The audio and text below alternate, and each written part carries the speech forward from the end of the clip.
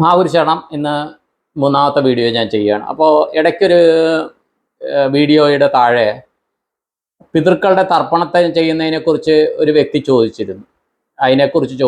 അപ്പോൾ ഞാൻ ചെയ്യുന്നത് നമ്മുടെ ആചാരപരമായിട്ട് കുല ഇതനുസരിച്ചിട്ടുള്ള തർപ്പണമാണ് ചെയ്യുന്നത്. അത് സാധാരണ അമാവാസി ദിവസം ഞങ്ങൾ ക്ഷേത്രങ്ങളിൽ ഏതെങ്കിലും ഞങ്ങളുടെ പുരോഹിതന്മാർ ഈ തർപ്പണം ചെയ്യിക്കാനായിരിക്കും. അത് തർപ്പണം ചെയ്യാനായിട്ട് 2 ദർഭകഷ്ണങ്ങൾ, അതുപോലെ തുളസി കതിര്, അതുപോലെ എള്ള്, അതൊക്കെ വെച്ചാണ് ചെയ്യുന്നത്. അത് കിഴക്കോട്ട് നോക്കി ദേവന്മാർക്ക് ചെയ്യും.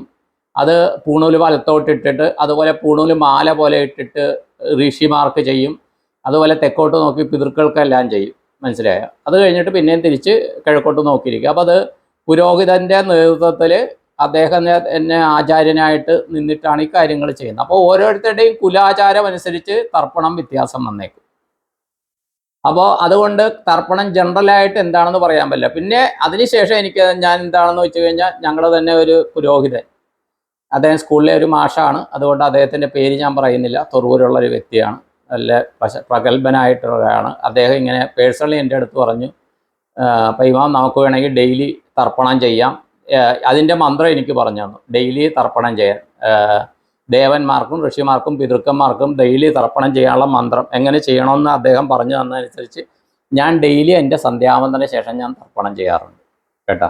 അമാവാസിക്ക് സാധിക്കുമെങ്കിൽ ക്ഷേത്രത്തിൽ പോയി പുരോഹിതൻ്റെ നേതൃത്വത്തിൽ ചെയ്യും. സാധിക്കുമെങ്കിൽ, ചിലപ്പോൾ എവിടെയെങ്കിലും പോകാനുണ്ടെങ്കിൽ സാധിച്ചു എന്ന് വരികയില്ല. അപ്പോൾ സാധാരണ രാവിലെ 9 മണിക്ക് ക്ഷേത്രങ്ങളിലെ തർപ്പണമൊക്കെ ചെയ്ത് തീരും. അപ്പോൾ പോയാലും ഇല്ലെങ്കിലും എല്ലാ ദിവസവും സന്ധ്യാവന്തനം ചെയ്തിട്ട് ഞാൻ തർപ്പണം ചെയ്യുന്നുണ്ട്.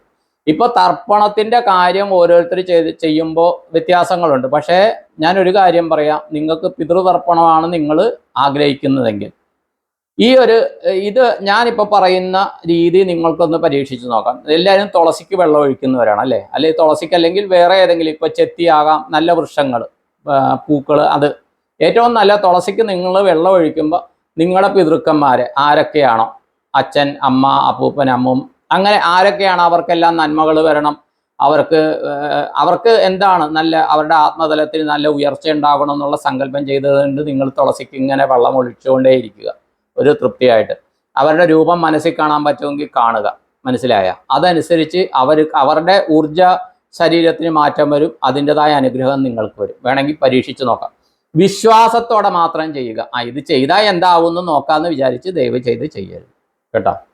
വിശ്വാസത്തോടെ, ഇത് ചെയ്തു കഴിഞ്ഞാൽ എൻ്റെ പിതൃക്കന്മാർക്ക് കിട്ടും, അവർക്ക് നന്നായാൽ നമുക്കും നന്നാകും. തീർച്ചയായിട്ടും അവർ നന്നായാൽ നമ്മൾ തീർച്ചയായിട്ടും നന്നാകും, ഒരു സംശയമില്ലാത്തതാണ്.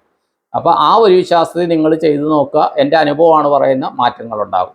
നിങ്ങളുടെ കുടുംബത്തിൽ മാറ്റം ഉണ്ടാകും, ഒരു സംശയമില്ല.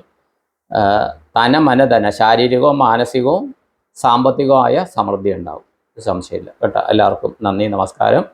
എല്ലാവർക്കും എല്ലാ നന്മകളും വരട്ടെ എന്ന് ജഗദീശ്വരനോട് പ്രാർത്ഥിച്ചുകൊണ്ട് സങ്കല്പം ചെയ്തുകൊണ്ട് നിർത്തുന്നു. നിങ്ങളുടെ സ്വന്തം ശ്രീനിവാസ പൈ.